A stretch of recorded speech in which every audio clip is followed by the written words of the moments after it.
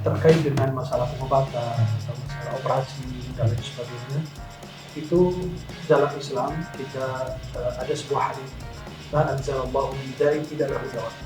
Tidak pernah Allah menurunkan penyakit kecuali ada obat. Maka kita dianjurkan mencari obat yang halal. Tidak boleh kita mencari sesuatu yang diharamkan oleh Allah Subhanahu wa taala untuk berobat.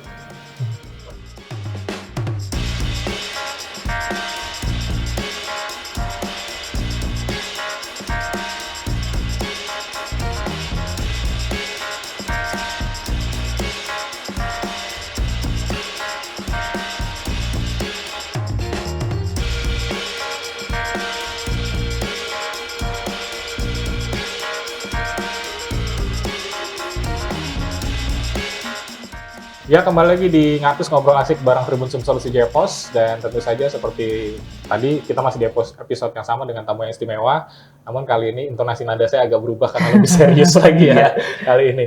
Baik Kak Arif, silakan Kak Arif perkenalkan siapa teman ngobrol kita hari ini.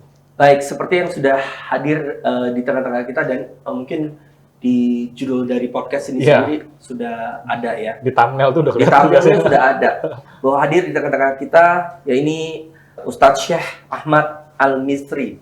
Mohon maaf kalau pelafalan saya salah. Insya Allah salah. Assalamualaikum Ustadz. Iya. Ustadz Ahmad Al-Misri atau Syekh Ahmad Al-Misri. Iya. Assalamualaikum warahmatullahi wabarakatuh. Sehat Ustadz? Kalau sehat ya. Iya. Alhamdulillah ya. Ya. Dan ini mungkin sebelum kita ngobrolin lebih dalam lagi mengenai apa yang dijelaskan oleh Ustadz sendiri memiliki semacam mukadimah dulu, silakan. Ya, bismillahirrahmanirrahim. Assalamualaikum warahmatullahi wabarakatuh. Alhamdulillah wassalatu wassalamu ala Rasulillah wa alihi wa sahbihi wa man wala. Senang sekali saya hadir di Tribun Sumsel. Mudah-mudahan insyaallah tim dan teman-teman semua sehat selalu. Dan yang hadir bersama kita di studio mudah-mudahan insyaallah diberkahi Allah SWT. Amin.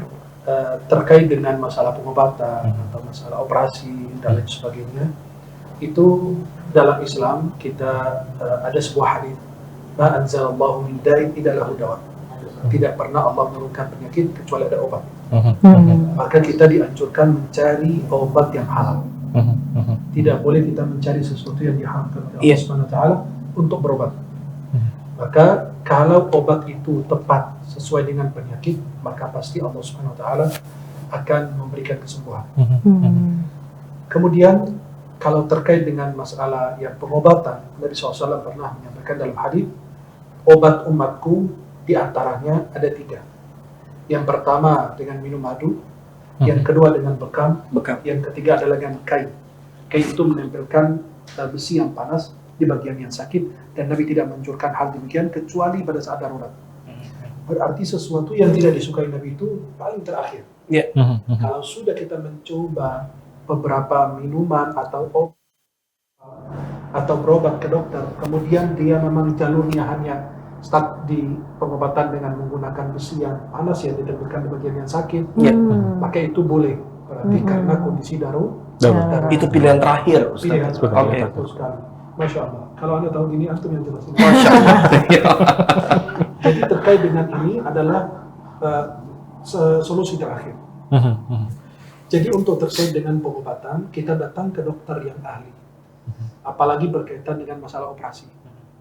Operasi ini atau penyakit yang ada itu ad-darar yuzal. Ada kaidah fikih namanya bahaya harus dihilangkan. Dan ada hadis juga yang menjadi kaidah dalam fikih, la darar wa la dirar. Tidak boleh melakukan sesuatu yang membahayakan kita dan membahayakan orang lain. Kemudian Nabi SAW mengatakan ad-darurat tubihul mahzurat. Yang darurat itu bisa membolehkan yang mahzur, yang dilarang. Jadi pada saat kondisi kita darurat, kita bisa menggunakan yang haram. Tapi pada saat yang halal sulit, atau kita mencari kemudian tidak ditemukan, ya seperti orang dalam perjalanan kehabisan makanan, minuman dan lain, dia cuma hanya makanan yang diharamkan, seperti bangkai dan lain sebagainya. Maka itu untuk mempertahankan hidup kita, boleh kita konsumsi, tapi enggak sampai kenyang. Betul. Ad-darurat biqadri biqadriha. Jadi darurat itu ada takarannya. Kita makan bukan sampai kenyang, tapi kita makan sampai membuat kita bisa berjalan lagi mencari yang halal. Itu yang dianjurkan dalam syariat. Maka berobat itu hal yang dianjurkan dan diperbolehkan. Karena Islam itu membutuhkan dan menganjurkan kita memiliki tubuh yang sehat. Al-mu'minul qawi khairu mahabbillah min mu'min dhaif. Seorang mukmin yang kuat lebih bagus daripada mukmin yang lemah.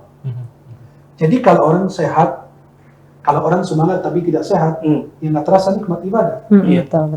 Betul? Iya. Jadi pada saat kita semangat tapi nggak ada sehat, ya nggak terasa ibadahnya nikmat. Kalau orang sehat tapi tidak semangat, itu tidak bermanfaat. Jadi saya di depan rumah itu ada musola, ada masjid. Sudah pada saat kita mendengar suara azan, kalau kita sehat tapi nggak semangat, nggak bakalan ke masjid. Betul. Atau kita sedang sakit tapi semangat, Tetap semangat. itu Nggak bisa pada juga. saat menuju ke masjid nggak bisa Nggak bisa nikmati, juga. nggak bisa nikmatin ruku dengan baik, dan Betul. sujud dengan baik, kemudian tidak bisa tawaf dengan baik. Betul. Maka orang yang sudah sepuh banget tidak bisa menikmati ibadah haji dan umrah. Kenapa? Karena kondisi fisik. Ya, Hmm. Ya, maka itulah Islam selalu menganjurkan kita untuk selalu menjaga tubuh agar sehat Iya. dan menjaga kesehatan. Karena selalu dijunjung tinggi oleh Islam. Bagaimana kita bisa beribadah dengan baik, membaca Al-Quran, sedangkan kesehatan kita menurun. Maka itu Islam menyuruh kita agar makan dan minum, tapi jangan berlebihan. Kulu washrabu wa la tusrifu, surat Al-A'raf. Makan dan minumlah tanpa berlebihan. Allah anjurkan makan dan minum yang halal, tapi jangan berlebihan. Itu bahkan orang di ilmu tib mengatakan, kedokteran, bahwa pengobatan dan ilmu tib semua dikumpulkan dalam bagian ayat ini. Kulu washrabu wa la tusrifu. Makan dan minumlah tanpa berlebihan. Maka itu mungkin akibat kelalaian kita, sehingga pola hidup kita tidak sehat. Ya. Makanan kita tidak sehat, jajanan kita juga tidak sehat. Karena maaf, kita tidak mungkin makan di rumah 22 jam. Kita ada kegiatan di luar, pasti makan di restoran, makan di mana. Kan kita nggak tahu masakan yang dia masak atau makanan, kan banyak kecurangan. Bukan kita menuduh restoran dan lain, tapi ada oknum-oknum yang masaknya tidak sehat, makanannya tidak sehat, Higienis. tidak bagus, sehingga pengaruhnya kepada postur tubuh kita, kesehatan kita menurun, dan tidak baik, dan tidak ada gizinya. Nah, maka kita selalu diingatkan untuk selalu menjaga badan kita, kesehatan kita dimanapun kita berada. Dan dulu kenapa kita jarang dengar penyakit jantung, penyakit-penyakit yang berat? Karena mereka dulu hidup bolanya sehat. Betul. Pertama hatinya sehat, pikirannya sehat, matanya sehat, telinga sehat. Dia dengar yang baik. Pada saat dengar tentang orang, dia masa bodoh. Betul. I don't care, saya nggak peduli. Iya, Dia mau apa betul. terserah. Saya nggak bisa kunci mulut orang. Betul. Karena Betul. orang memuji kita nggak masuk surga, orang menghina kita nggak masuk neraka. Betul. Betul? Betul. Jadi kita lebih tahu diri kita sendiri. Dan apabila orang membenci kita, maka ketahuilah bahwa kalau kita tidak menemukan orang yang membenci kita, maka ketahuilah bahwa kita orang yang gagal. Maka orang dulu kenapa tidak ada penyakit yang besar seperti kanker dan lain sebagainya? Karena dulu mereka pola makannya sehat, pola hidupnya sehat. Mereka berjalan, sekarang kan dikit-dikit naik motor, dikit-dikit naik sepeda, dikit-dikit naik mobil. Jadi anak kecil aja, anak-anak kita aja suruh aja beli Udah malas. tempe di depan tuh, Udah malas. mana motor kok nggak ada? Itu kadang-kadang. Iya. Jelas? Iya. Jadi anak aja disuruh ke depan aja, maaf, beberapa langkah dari rumah ke warung aja harus naik motor. Betul. Dia nggak mau jalan. Jadi Betul, bagaimana dia mau sehat? Dia mau makan makanan yang nggak ada gizinya, yang nggak bermanfaat. Betul. Ada anak yang nggak mau minum susu, ada anak yang nggak mau makan sayuran. Jadi itulah pola hidup kita yang salah, ya, dan lain sebagainya. Maka di situnya mereka dulu tidurnya habis isya. Kita ini baru hidup habis isya. Iya benar. Jadi sampai kita begadang itu penyakit. Iya. Bisa menimbulkan banyak penyakit loh. Betul. Ya, kecuali mereka memang yang begadang sekali-kali karena urusan Pekerjaan. jaga perbatasan atau polisi atau dan lain sebagainya, rumah sakit, itu kan perlu. Nah, tapi kalau orang hidupnya cuma malam hari doang, itu hidupnya nggak sehat. Mereka itu habis isya tidur seperti Nabi Muhammad SAW, kecuali kalau ada beberapa hal. Nabi begadang kalau ada kajian, ada sahabat, ada tamu, menemani keluarga. Nabi SAW sebelum sudah bangun. Maka kenapa orang mereka dulu sehat badannya, fisiknya sampai sekarang 90 tahun, 80 tahun sehat walafiat. Lebih sehat dibanding anak muda yang usia 20 tahun. Anak muda naik tangga aja, 3 lantai aja udah ngos-ngosan, sampai ke lantai ketiga aja udah dipanggil malaikat maut. Orang yang tua sanggup sampai 5 lantai, sanggup bahkan lebih dari itu, jalan setiap hari dan lain. Kenapa? Dia bisa tidur, sebelum subuh bangun, mandi, sholat. Dia sholat tahajud. Sholat tahajud itu apa? Gerak badan kita. Jadi keringat itu buang racun. Maaf, kita di kantor, di studio, kita pakai AC, naik mobil AC lagi. Ya. Jadi badan kita kapan berkeringat. Betul. Jadi itu keringat itu, maka maaf, orang kayak pakai apa gitu ya, buat menghilangkan bau-bau ketiaknya gitu, itu bisa jadi penyakit. Kenapa? Karena dia keringat itu mau keluar, dia tidak. Ditahan. Seperti orang yang nggak punya jenggot, dia beli obat untuk maksain jenggot keluar. Iya. Seperti beliau ini. Kalau dipaksa ya nggak bisa, karena mau kodratnya begitu. Dari Allah kasih porsinya cuma berapa lembar itu. Antara ada dan tiada. Cuma berapa batang ya? Iya, dianggap ada dan tidak ada. Iya. Maka jadi kayak memaksa orang. Ini orang bilang, Syekh, boleh nggak kita pakai obat untuk menumbuhkan jenggot? Iya, Ya, akhi, jangan memaksakan sesuatu yang tidak Tidak ada. ada. Sudah qadarullah-nya nggak ada, udah. Oke. Jangan memaksakan posisimu berada di tempat yang kau tidak Iya, diterima di iya, situ. iya. Ya. Maka kalau kita nggak diterima, ya nggak usah maksa. Paksaan itu tidak enak, apalagi dalam agama, Betul. apalagi dalam cinta. Betul. Jangan dipaksa, Iya, benar, iya, kan? betul. Ya, nggak ada paksaan, Ya. termasuk cinta juga. Oke. Benar. Oke. Jadi itu mereka dulu bergerak sehingga mereka anggota tubuhnya itu sehat. Mereka habis subuh tidak tidur. Sekarang itu lihat, anak begadang terus sepanjang malam. Udah azan subuh, bukan as-salatu khairum minan naum, sholat Malah lebih dari tidur. Ternyata tidur lebih Lebih dari baik dia sholat. sholat. Akhirnya dia tidur, bangun siang. Maaf, pola hidup kita tidak sehat. Ya, Terbalik. Betul. Kembali kepada bukan cuma satu orang atau Mbak Indah atau yang lain, enggak, kita semua. Perlu kita introspeksi diri, evaluasi diri Betul. untuk ada kesadaran dari diri kita. Oke, baik. Jadi semangat dan sehat itu sebetulnya Ustadz, Syekh, ini satu paket ya Syekh ya. Betul.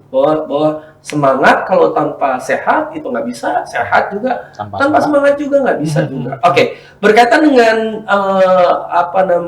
operasi potong lambung ini, kalau zaman dulu kan Syekh ini tidak ada operasi ini, ya kan?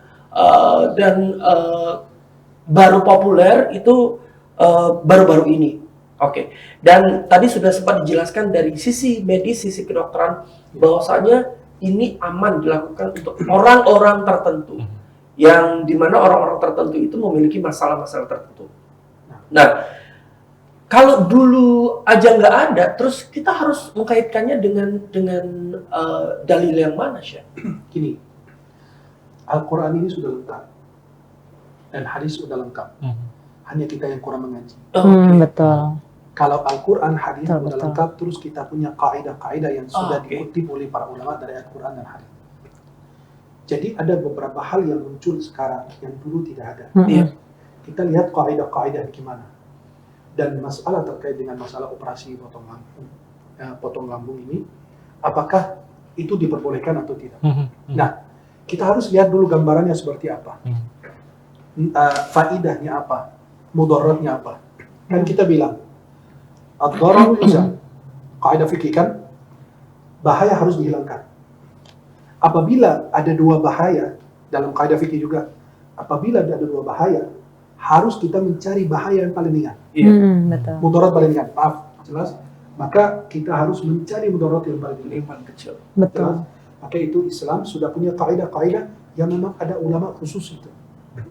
Kita harus lihat dulu gambarannya seperti apa. Kan gini, setiap orang itu punya fatwa berbeda-beda.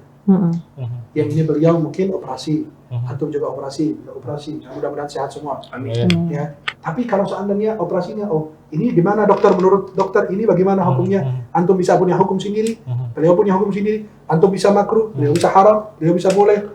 Jadi lihat dulu gambarannya. Karena kita ahli ilmu atau mengajar agama atau belajar agama ya. Jadi kita itu harus ada komunikasi antara kita dan dokter. Karena kita ini kesehatan roh Betul. dan ini kesehatan jasad dan tubuh. Jadi dokter ini kita duduk bersama beliau atau kita tahu dengar penjelasan gambarannya dari beliau. Kan ada pertemuan ulama setahun sekali atau 2 tahun sekali. Itu lembaga fikih di Makkah atau di beberapa negara. Jadi mereka itu bahsul masalah, diskusi berkaitan dengan persoalan-persoalan baru. Termasuk operasi dan semua hal-hal yang baru itu dibahas oleh mereka. Dan mereka itu pasti ada fatwa jamaahnya itu. Kesepakatan mereka semua, siapa yang setuju ada tanda tangan dan itu ada buku-bukunya. Nanti ahli tib, mereka undang dokter-dokter dari beberapa rumah sakit terbesar, terkenal, kemudian mereka menjelaskan. Nah, mereka nanti kembali lagi, diskusi lagi, 2 hari lagi. Kenapa? Yang ulama fikih itu sudah membuat catatan dan terangan tentang hal itu. Terkait dengan operasi lambung ini, kan dulu awalnya kita dengar orang sudut lemak. Ya, betul. Ya. Sudut lemak ini kan bahayanya besar. Ya. Karena kebanyakan yang sudut lemak itu meninggal. Ya. Ternyata Allah mungkin melalui hamba-hambanya ini ya hamba-hamba itu yang diilhamkan oleh Allah SWT sampai mereka menemukan cara-cara yang lebih ringan. Mungkin ada bahayanya, tapi mungkin lebih mudarat Sedikit. dibandingkan lain. Jadi kembali ke masalah operasi lambung. Ketika lihat gambaran dari dokter, di antaranya operasi lambung ini, di antaranya adalah bypass. Ya. Itu dari atas lambung langsung ke usus halus. Betul. Iya, betul. Jadi apa?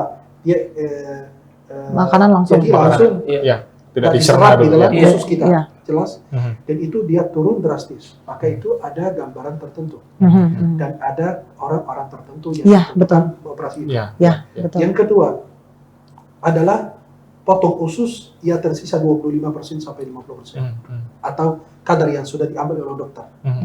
Nanti sehingga volume ini akan berkurang Iya, iya, betul. ususnya. Maka kadang-kadang dokter kasih lihat tuh habis dipotong Iya, Lambungnya sebenarnya. dikasih lihat atau difotoin atau Mhm. divideoin. Iya, betul. Sampai kadang-kadang kita kasihan, memang kesalahan itu pada diri kita Iya. ya. Karena kita tidak mengontrol memang ya kondisi masa sekarang makanan mulai enak-enak, Ya. Iya. banyak ditemukan ini itulah gitu ya. Saya dari Mesir gitu datang di sini langsung sehat walafiat gara-gara makan tempe, gara-gara makan pindang.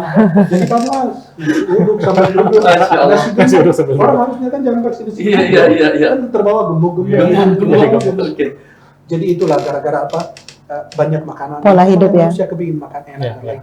Memang harus kita mengontrol diri kita. Nah, yang kedua ini adalah potong ususnya sehingga benar-benar Persentase usus Potong jadi kecil. lambung. kecil. Lambung. Dan orang lambungnya ini Persentase lambung jadi kecil. ya, jadi kecil terus makan berapa sendok aja sudah Sudah kenyang. kenyang. Betul. Nah, kalau dia makan lebih pasti dia diare atau dia muntah. Ya. Betul. Betul. Dan ada sebagian keluarga saya di Mesir melakukan hal demikian. Karena sekarang lagi ya namanya maaf perempuan kalau di Arab itu kebanyakan mayoritasnya nggak kerja. Apalagi perempuan nggak gerak, orang nggak ada gerak, namanya ada membantu segala macam, ya jarang gerak, besar dan lain. Jarang beraktivitas. Jadi timbul banyak penyakit. Mm-mm. Dan penyakit itu kan membahayakan. Ya. Jadi ada bahaya besar, ada bahaya kecil. Mm-mm. Bahaya kecil ada operasi, karena kan risikonya ada pastilah. Ya. Betul. Ya. Tapi bahaya lebih besar adalah maaf jantung, kolesterol naik, Diabetes. Ya, Diabetes. diabetes itu dan diabetes ini kan bahaya. Ya. Ada yang kering, ada yang basah. Iya. Ya. Dan efeknya luar biasa itu. Ya, Sampai betul. orang kalau terkena diabetes Amputasi itu, luar Amputasi. biasa. dan mempengaruhi organ yang lain. Betul. Iya. Jadi ya makan salah, nggak makan juga salah. Betul. Tidur juga kadang-kadang ini ya, sejam 2 jam bangun lagi. Dan memang itu ya dari kembali ke pola hidup kita. Maka ulama mendefinisikan itu adalah hukum pada dasarnya haram. Operasi potong lambung ini apa? Haram. Haram. Kalau niat orang itu cuma hanya badannya biar langsing. Oh, Padahal iya. jelas? Kaget nih saya. Untuk penampilan saja. Untuk penampilan. Aha. Kan gini, dokter ulama bilang, itu hukumnya haram pada dasarnya. Aha. Kan gini, pada dasarnya haram. Kalau. Kecuali kalau orang tuh badannya sehat walafiat, maaf, tinggi badannya bagus sesuai dengan berat badannya. Iya. Karena gini, kalau orang pendek atau orang kecil, gemuk itu bisa bahaya. Tapi kalau orang tinggi, itu badannya gemuk itu masih kan nggak ada masalah. Ya. Maka itu adalah ketentuan dari dokter. Dokter yang menentukan. Baru kita bilang halal atau haram. Seperti ada jemaah datang, saya, Syekh, Afwan, saya malangnya, saya ini lagi mau puasa Ramadan. Saya ada gula. Boleh nggak saya puasa? Saya bilang, tanyakan ke dokter dulu. Kalau dokter bilang boleh, boleh. Kalau dokter bilang nggak boleh, bahaya Pak, nggak boleh. Ibu-ibu mau berangkat umrah dan haji, Syekh boleh nggak minum obat agar saya tidak haid di sana? Ya di sana. Iya. Nah, gimana hukumnya? Kalau saya bilang kembali ke dokter. Kalau dokter bilang ini buat ibu bahaya, nggak boleh. Tapi kalau nggak ya nggak masalah. Jadi dokter itu fasalu ala dzikri in kuntum ta'lamun kata Allah. Tanya kepada yang ahli jika kita tidak tahu. Maaf, desain rumah, desain ruangan. Nggak mungkin tanya sama ustaz. Betul. Iya, betul, Syekh. betul, betul, betul. Tapi tanya sama yang ahli. Betul. Jadi kata ulama, pada dasarnya haram apabila orang itu cuma hanya buat biar kelihatan langsing, Kelihatan cantik. lain, Heeh. padahal badannya sehat, karena bisa menimbulkan bahaya lebih besar. Betul. Apabila terdeteksi oleh dokter bahwa ini bisa membahayakan kesehatannya, maaf, timbul banyak penyakit juga, tidak bisa hamil, gemuk, timbul kista dan lain sebagainya. Nah, maka itu kata ulama di situ boleh. Kenapa? Karena ad-dararu yuzal. Bahaya itu harus dihilangkan. Oke. Bukan hanya kasus beliau, tapi kasus semua orang dimanapun berada. Kalau untuk kesehatan, dan itu yang menentukan bukan kita yang ngejar agama, ulama tidak, yang menentukan adalah seorang dokter yang terpercaya, dia ahli dalam bidang tersebut. Sehingga yang menentukan, oh ya ini bisa kayak anak yang meninggal tuh kemarin, over itu banget, 300 kilo. 300 lebih kilo. 300 kilo. Itu kan ya memang kesalahan dari orang tua, kasih duit jajan segala macam, anak dikasih enak. Tapi bablasnya hal gitu. Oke. Itu yang kita harapkan mudah-mudahan tidak terjadi pada diri kita semua. Nah, ini Ustadz, aku manggilnya tetap Ustadz ya. Syekh, mohon maaf. Syekh, ini banyak terjadi perbedaan dalam pendapat di masyarakat. Nah, untuk orang-orang tertentu, kadang-kadang membenci sesuatu yang mereka tidak setuju. Betul. Nah, terus gimana kita menanggapinya, Syekh? Kadang-kadang orang-orang yang datang, contoh nih, aku punya teman juga sama posisinya kayak Indah. Dia potong lambung juga, orang Jakarta tapi dia potong lambung juga, tapi cowok, dia potong lambung juga. Dia sudah gula darah dia itu sampai ke 300, 325 atau 300 Tinggi. begitu. Dan dia harus tetap melakukan itu, mau tidak mau. Betul. Dan dia melakukan itu. Gitu. Tapi ketika dia balik ke kantor, orang-orang mandang dia sebelah mata. Ada yang malah gosip tentang dia narkoba. Ada lagi yang gosipin dia korupsi duit kantor. Karena ketika ini kalau mereka nggak tahu, mereka akan menggosip bahwa ini betul. Karena kurus secara drastis gitu. Atau mereka yang sudah tahu gosipin lagi. Betul, tetap bahwa salah ya. Orang kayaknya gelepin duit kantor. Betul. Kan mahal gitu. Tetap jadi pasti salah. di atas 100 juta. Tetap salah. Nah, gimana Syekh kita menyikapin hal-hal yang sebetulnya dibilang lazim nggak? Tidak juga harus dilazimkan bahwa ini suatu yang sebetulnya mengarah ke fitnah. Gitu. Untuk mengurangi itu juga, apa ada tindakan dari kita untuk sebelum terjadi itu, apa kita harus saya potong lambung bilang itu atau gimana? Ada manusia lebih mulia dari kita semua, bahkan manusia yang paling agung dan paling dimuliakan Allah, Rasulullah. Bukan hanya beliau difitnah, tapi istrinya juga difitnah. Bayangkan, manusia paling agung aja difitnah, kita orang biasa. Apabila kita tidak menemukan orang yang hasut kepada kita, maka ketahuilah bahwa kita orang gagal. Oke. Ya kalau kita orang bodoh, orang gagal, ngapain orang hasut sama kita? Orang hasut itu sama pohon yang berbuah, apa pohon yang kering? Berbuah. Yang berbuah, betul. Dan ada dua orang yang tidak bisa dipuaskan.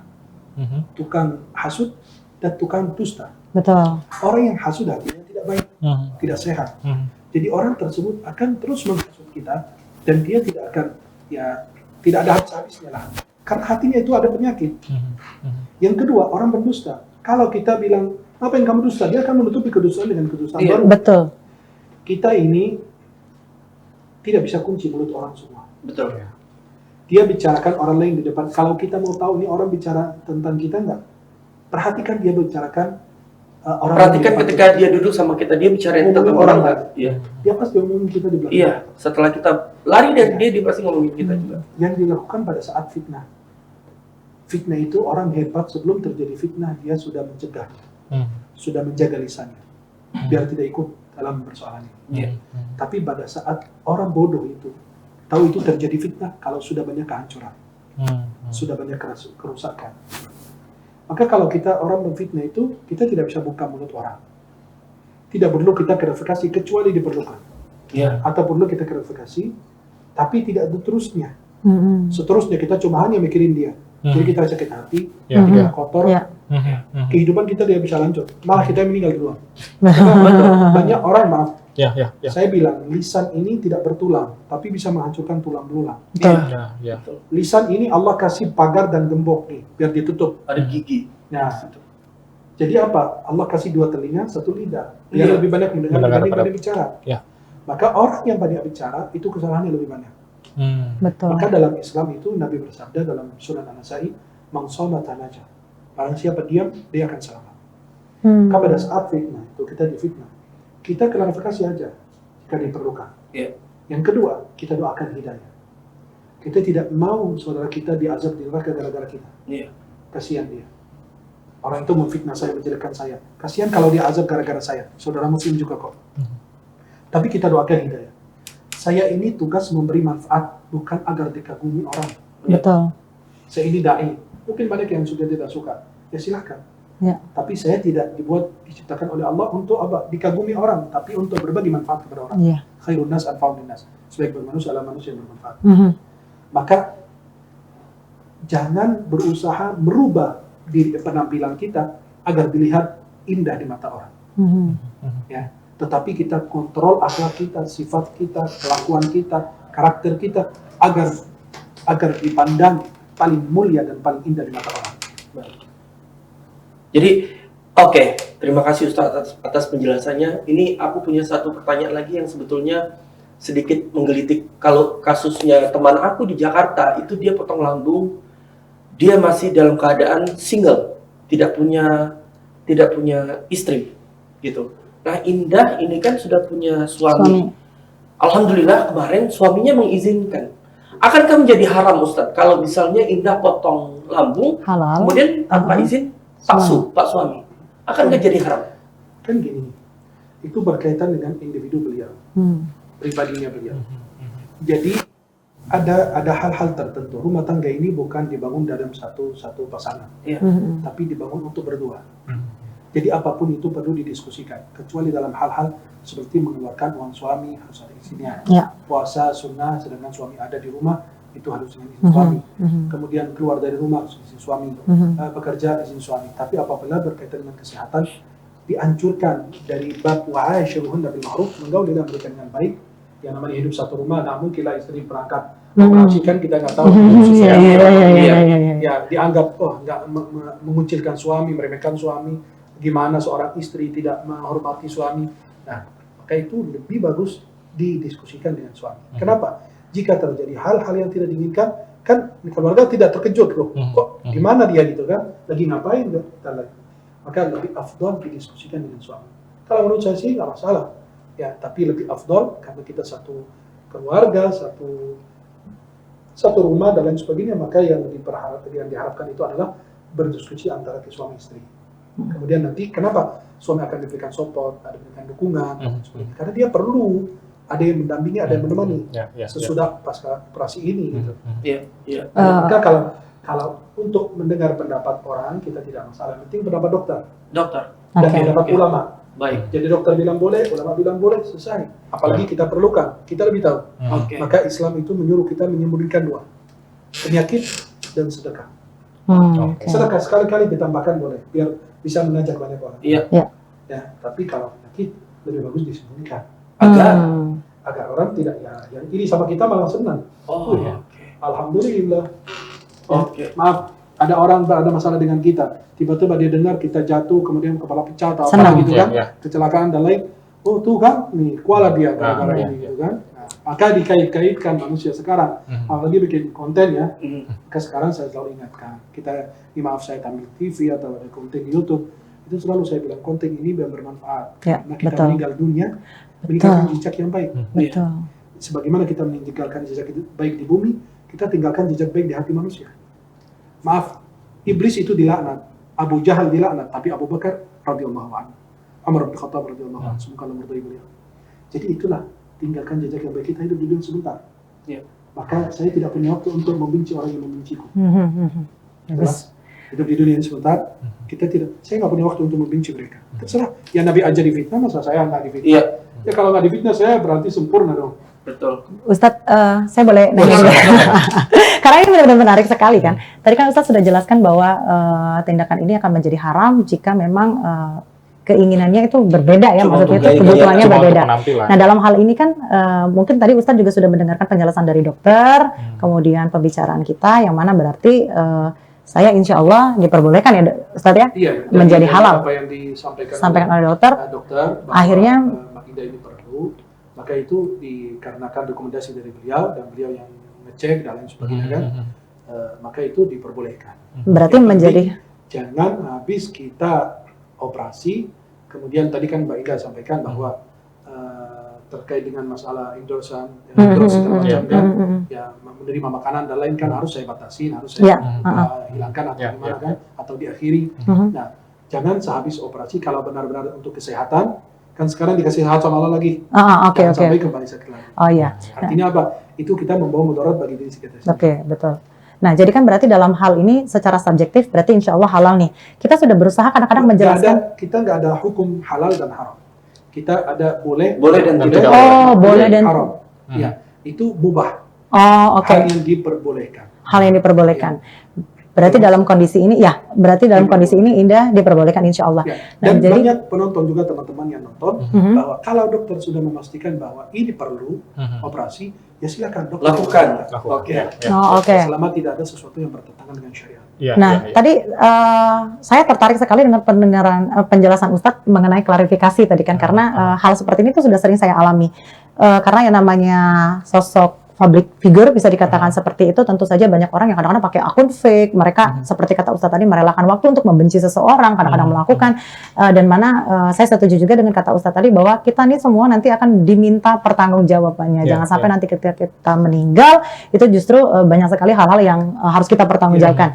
Nah, kalau seandainya Ustadz hal-hal seperti ini sudah saya coba untuk klarifikasi atau sudah tahu nih permasalahannya seperti ini, tetapi tetap saja banyak orang tuh yang berusaha untuk menggiring opini atau mereka masih tetap membenci dan justru menjadikan hal ini tuh menjadi bulan-bulanan begitu Ustaz. Maka lebih baik diam. Nah, itu dia tadi yang mau saya tanyakan. Klarifikasi lagi, Karena Ustaz. katanya kita lebih baik diam gitu Ustaz. Yang pertama doakan hidayah. Oke. Karena gini, hati itu di dalam genggamannya Allah. Mhm. Itu hati itu disebut qalbu. Qalbu itu kenapa qalbu? Karena dia sering bolak-balik. Dia kathrat takallubi, dia gampang berubah. Dari hari ini benci, besok jadi cinta. Iya, Hari ini cinta, besok benci. Dalam hitungan detik aja manusia bisa berubah. betul. Yang tadi kesal, sekarang jadi senyum. Yang tadi marah, sekarang menjadi ridha. Dan seterusnya. Maka yang pertama doakan hidayah. Seperti orang minta-minta di lampu merah. Kata ulama, kasih dia. Sebagian salaf dulu begitu. Mereka memberi. Biasa kan orang mencaci maki, oh masih sehat kok.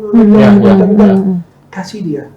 Katakan pada saat engkau memberikan, selesai dia pergi, kita berdoa. Ya Allah, jika dia butuh, berkahi apa yang saya berikan.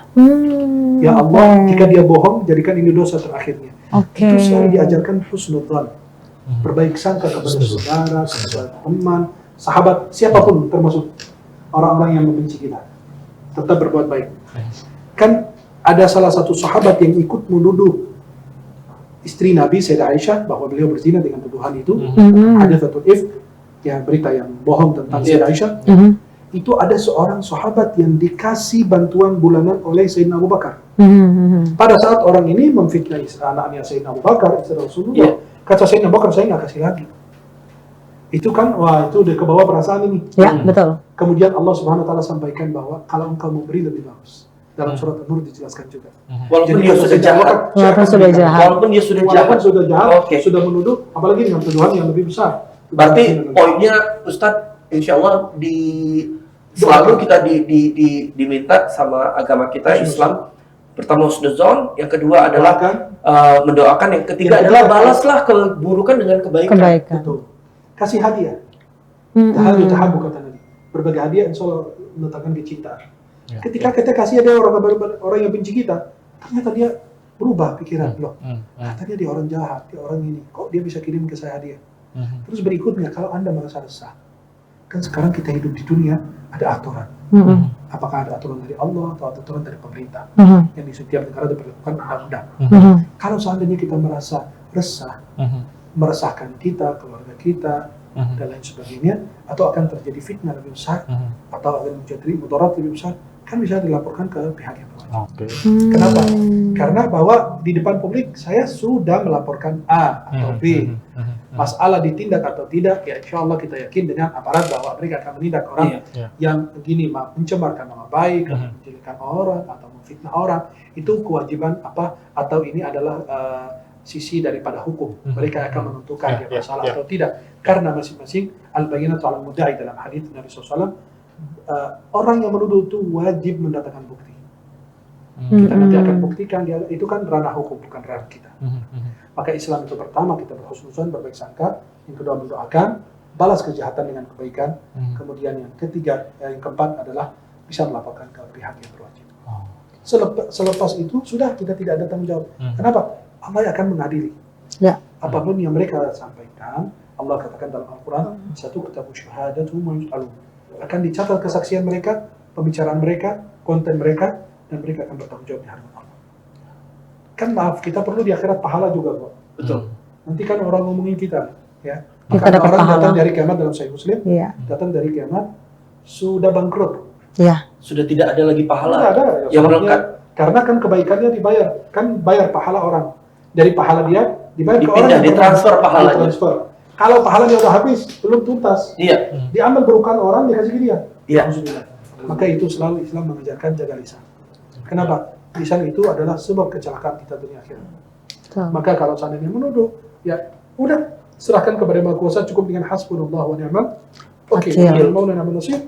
Biar Allah yang ngatur, dan di akhirat kita malah cari pahala sebanyak-banyaknya. Iya. Wallahu a'lam. Baik, Ustadz, terima kasih Ya. atas segala klarifikasi dan penjelasannya. Kita jadi membuka wawasan kita Betul juga. sekali. Kita yang fakir ilmu ini, khususnya ilmu agama ini. Jadi Jadi bukan harta ya. ilmu, insya Allah kalau harta aman, insya Allah Ustadz. Jadi beda ya sekarang Jadi beda.